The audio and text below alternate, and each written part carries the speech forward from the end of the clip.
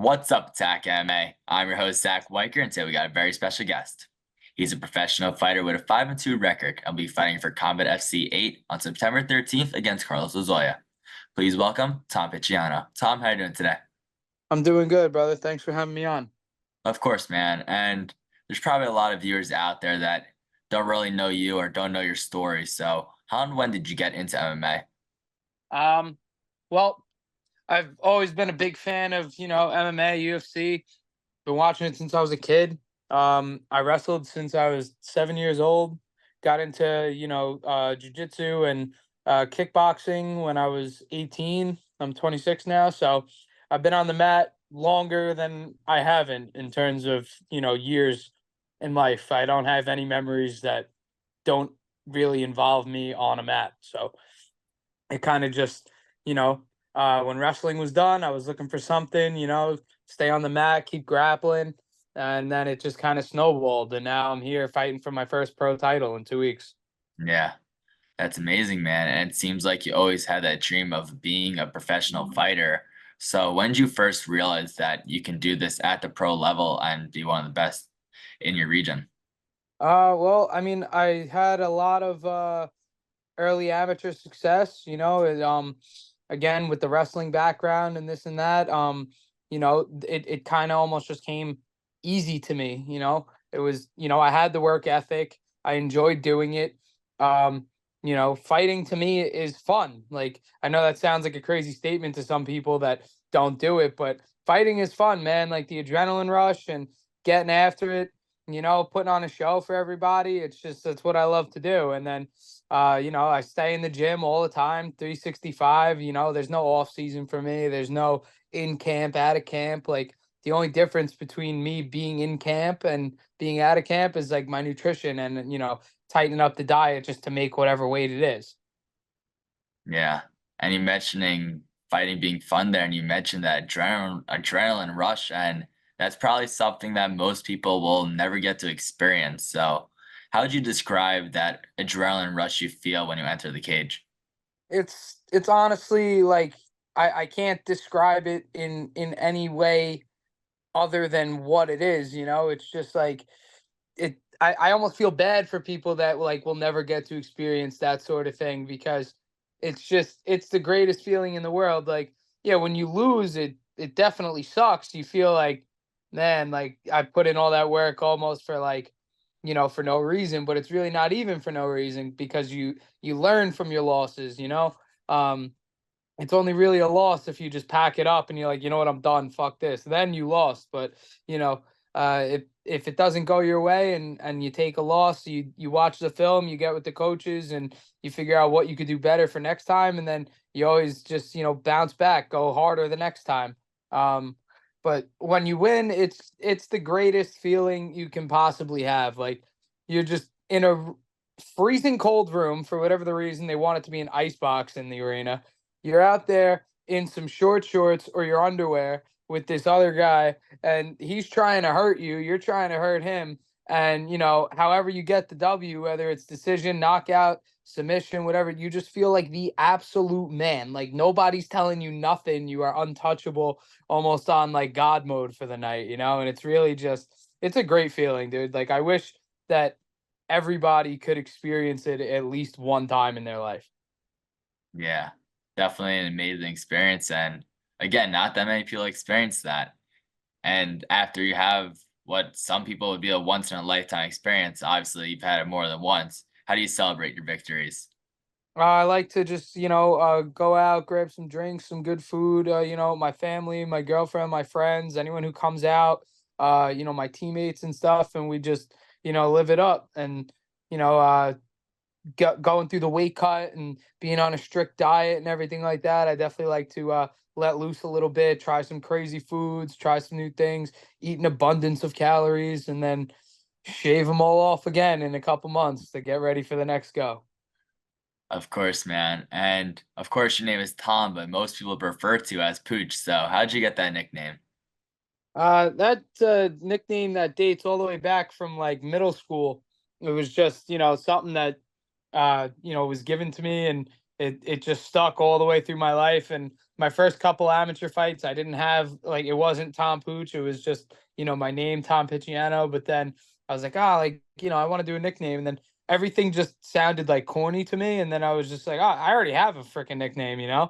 Like so, I just threw Tom Pooch on there, and just like when I was going to school, that just became my name. Like it was like when I was in school, like and growing up and stuff, my name wasn't Tom or Tom Picciano. Like I had one name, and it was just Tom Pooch. It was one word. Like that's what everybody called. There's been some people in my life that like thought that was my actual name, and I was like, no, dude, like that's not my name. It's a nickname.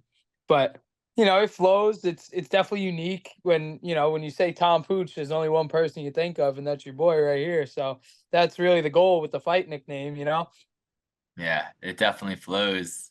And as we mentioned before, this might be the first time a lot of people have heard you or seen you. So, how would you describe your fighting style and your strength to someone that has never seen you fight before?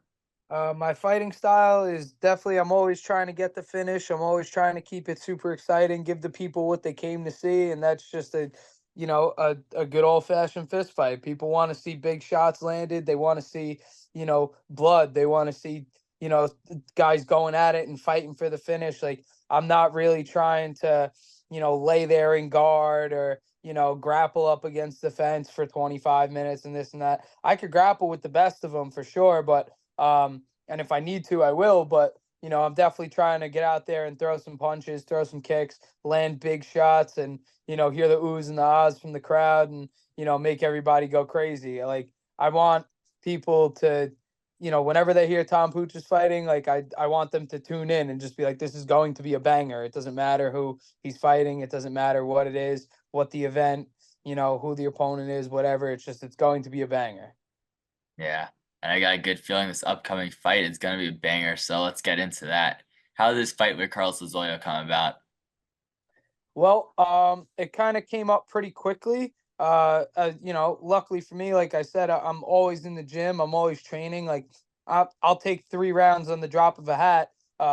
Little off topic. Back in the in on the May card that Combat FC did, they gave me they offered me a 1 day notice. Like it was the day of weigh-ins. They were gonna let me weigh in the day of the fight to fight somebody at lightweight, which is 2 weight classes up. If for anyone who doesn't know, and I accepted the fight, and he didn't accept the fight, and I took it on 1 day because I'm always ready for 3 rounds. Like at 3 rounds, if you're gonna be a professional MMA fighter, you got to be ready to go 3 rounds at the drop of a hat. So just ramping it up to be ready to go for five. It wasn't that it wasn't that much different for me as in terms of cardio wise, just doing a few extra sprints, another extra mile or two, a few more rounds in sparring, but it really came about because my teammate Ashika Jim, he is the current 135 champ for combat, and he ended up taking a short notice fight for LFA, and it didn't go his way. So he wants to recover a little bit. So he told me, you should step up and go fight for the belt if they offer it to you. And then about a week or two later, they offered me Carlos for it. He's the champ at 25. He wants to come up and do something cool and get double champ status and try to help himself get into the UFC. But he's definitely got another thing coming if he thinks he's going to get double champ status off me. Yeah. And you mentioned Carlos right there. So, what do you know about your opponent and what do you like about his strength and his style? Well, I've watched a great deal of film on him.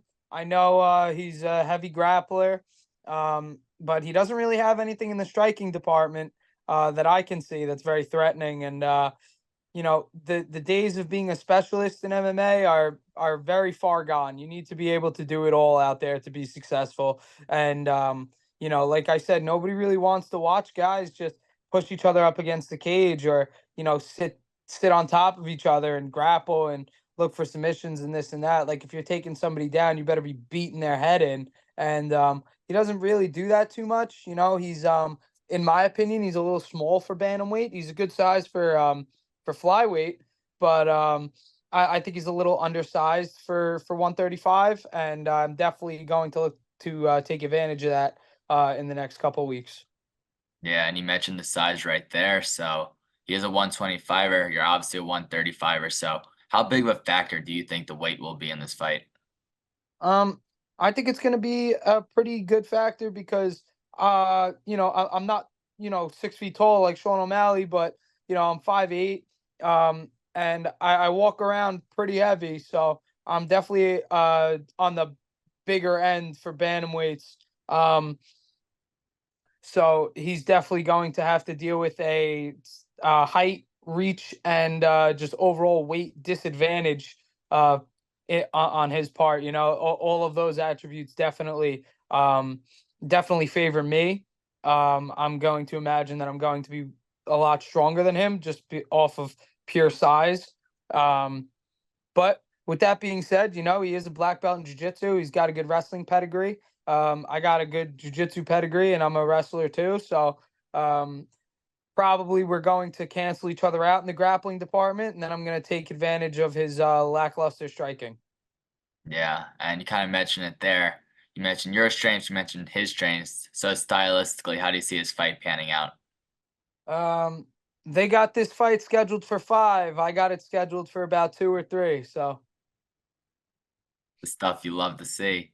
And this is not the first time you're offered a fight at Combat FC. As you mentioned before, you had the offer earlier, but this will be your first time fighting for the promotion. So, how excited are you to make your Combat FC debut?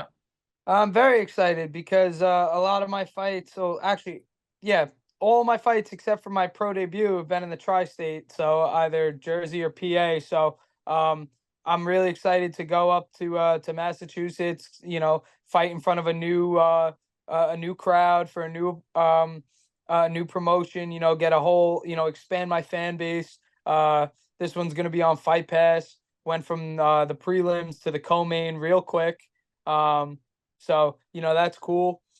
Um, and yeah, man, I'm really, really excited for this one. I put in a lot of work. We're still putting in work. I didn't take my foot off the gas yet. I know some guys they like to coast into the fight the last, week or two. That's not me. I go hard and I train hard, push myself up until, the very last minute, up until, weigh-ins. So um it's going to be a fun night of fights overall, and especially the co-main event. It's going to be what the people want to see. Yeah, and you mentioned that this fight will be on Fight Pass, and there'll be a lot of new eyeballs on you for this fight. So, do you use this as an opportunity to showcase your talents to a whole new audience and try to gain a bigger audience through this fight? Absolutely, 100%. Like Fight Pass is it's a great platform. You get to kind of see the stars of tomorrow on there, and everybody knows that the guys that are scheduling stuff for the UFC and Contender Series, like they're watching. So that definitely adds a little extra motivation for me to, the fight gets into deep waters. Like I'm gonna dig deep, and we're gonna push, that extra mile to go out there and impress the important eyes that are going to be watching this fight. Yeah, and this is obviously a big fight as there is an interim belt on the line. So, how motivated are you and how excited are you to be able to fight for the interim bantamweight championship? I've never been more motivated for anything in my entire life. I've been absolutely locked in.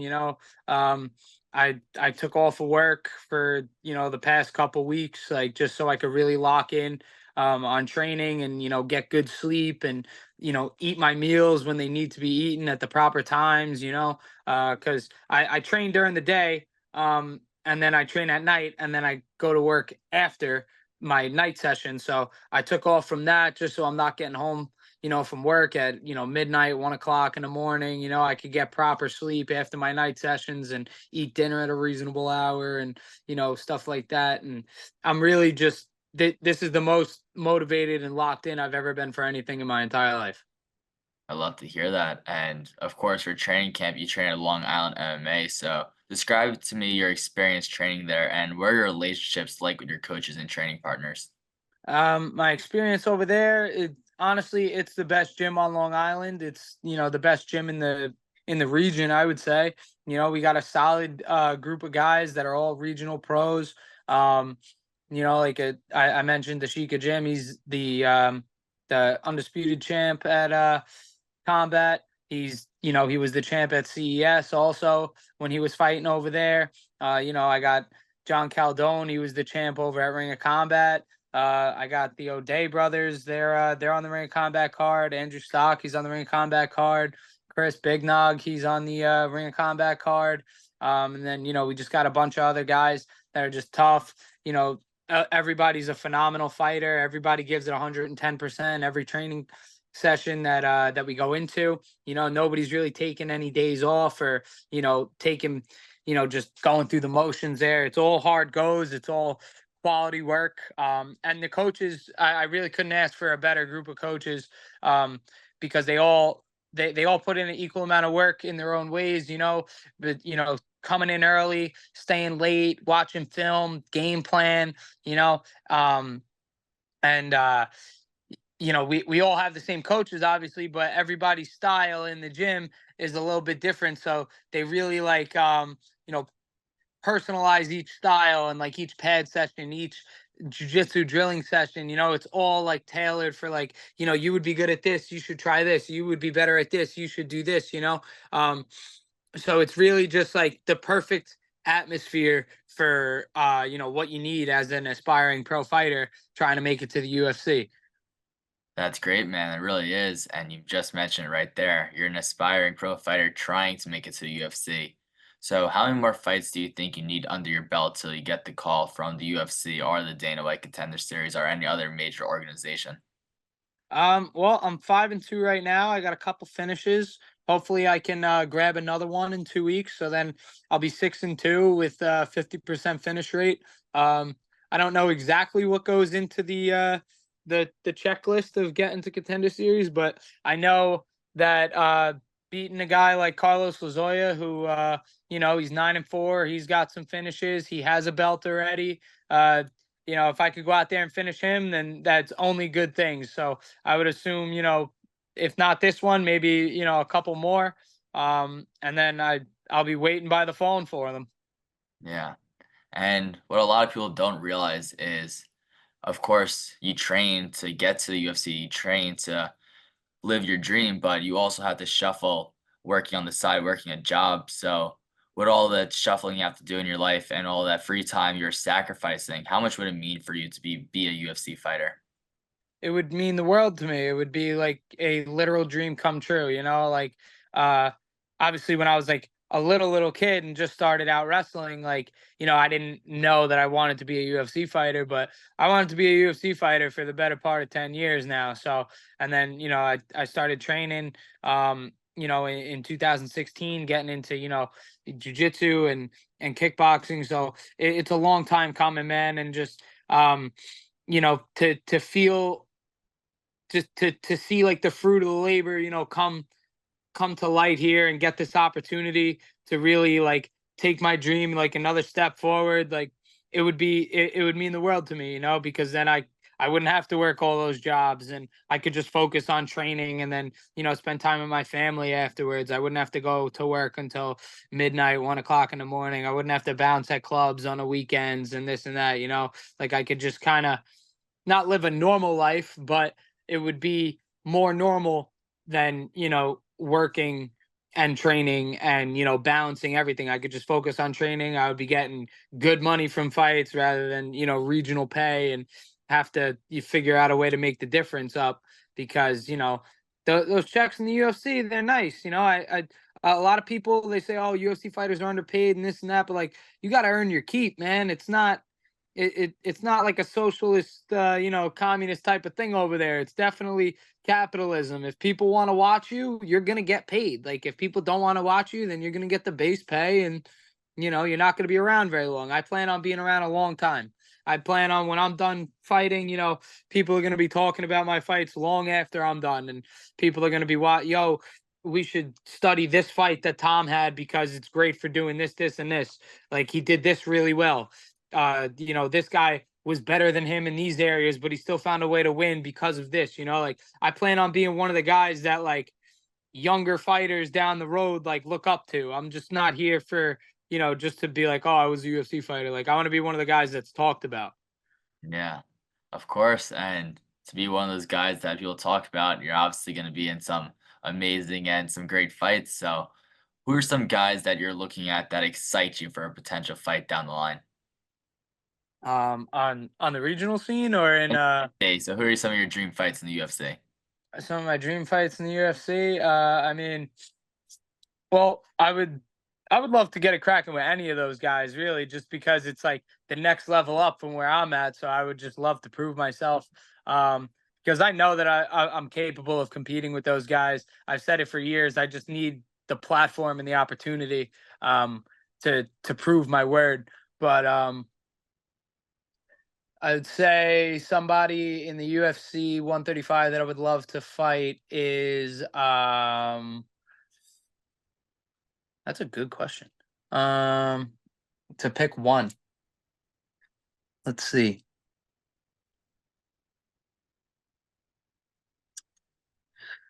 Um, oh, he just didn't he just fight on Contender Series? What was his name? I don't know. You know what? Here, just to answer the question, I would like to fight Peyton Tybolt or whatever his name is. That's a good one. That's an exciting one right there. And my final question for you is, what should fans expect from Pooch in the upcoming 3 years? In the upcoming 3 years, you should see me with some bet lines next to my name on the major sports books because I will be in the UFC within the next couple of years. You can mark my words on that. I love to hear that, man. Tom, is there anything you want to plug? Anything you want to shout out before you head out of here? I just want to shout out my friends, family, my girlfriend, and my bosses.